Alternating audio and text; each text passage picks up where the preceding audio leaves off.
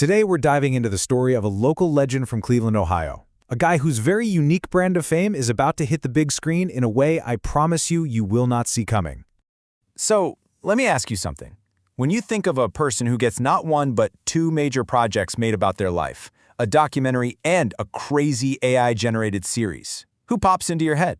A rock star? Some Silicon Valley genius? A world-famous artist, maybe?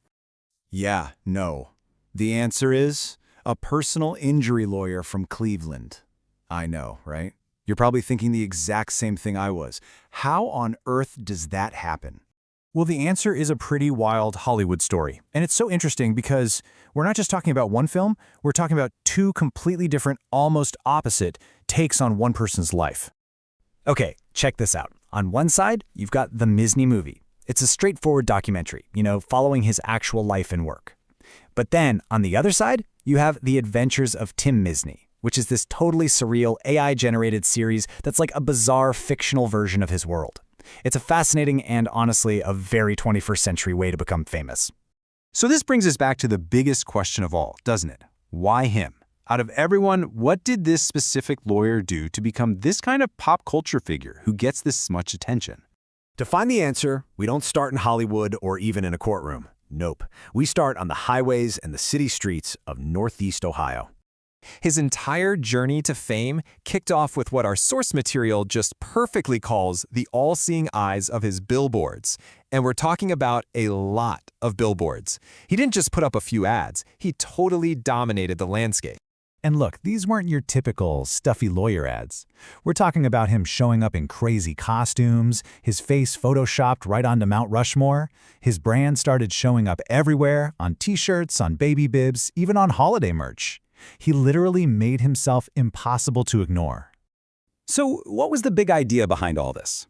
Well, this quote from Tim Misny himself really says it all. He knew his job was serious business, but he also figured, hey, there's no rule that says you can't have some fun with your advertising. And that one simple idea, well, that was the key. Let's look at how that one clever strategy turned a lawyer into something so much bigger, a true local legend. See, after years and years of this fun, relentless, and super consistent presence, he became more than just his job title. He wasn't just the guy you call when you get into a car wreck. He became a real Cleveland icon, like woven into the cultural fabric of the city. And a huge part of his appeal is that his love for his community feels totally real. When he says stuff like this, "Northeast Ohio is phenomenal, and I'm having a lot of fun with it," you believe him. That local pride isn't an act, and people can feel that. On top of that genuine local vibe, every great brand needs an amazing catchphrase, and his is just perfect. It's simple, it's powerful, and you'll never forget it. He's the guy who makes them pay. It tells you everything you need to know with a ton of confidence.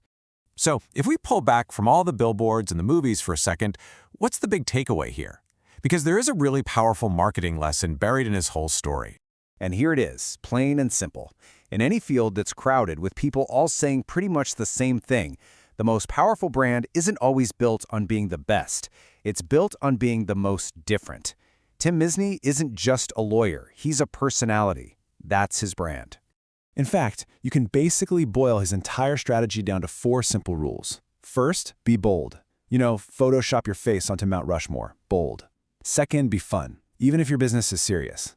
Third, be local. Connect with your community on a real level. And finally, and this might be the most important, be consistent. You got to do it for years to build that kind of recognition. And that kind of brings us to our last big thought here. In this age of social media influencers and super complicated digital ad campaigns, Tim Misny built an entire empire on one of the oldest, most low-tech forms of advertising there is. It really makes you wonder, doesn't it? In our crazy digital world, could the boldest brand still be built on a simple